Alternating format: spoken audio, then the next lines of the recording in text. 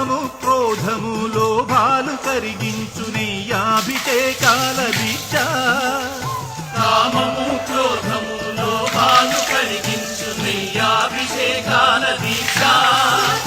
శాంత స్వభావాలు సౌఖ్యాలు కలిగించు మండలపు పూజల దీక్ష. ఓ ధర్మశాస్త్ర ఓ అభయహస్త ఇహ పరము తరించు ముక్తి ఫల దీక్ష.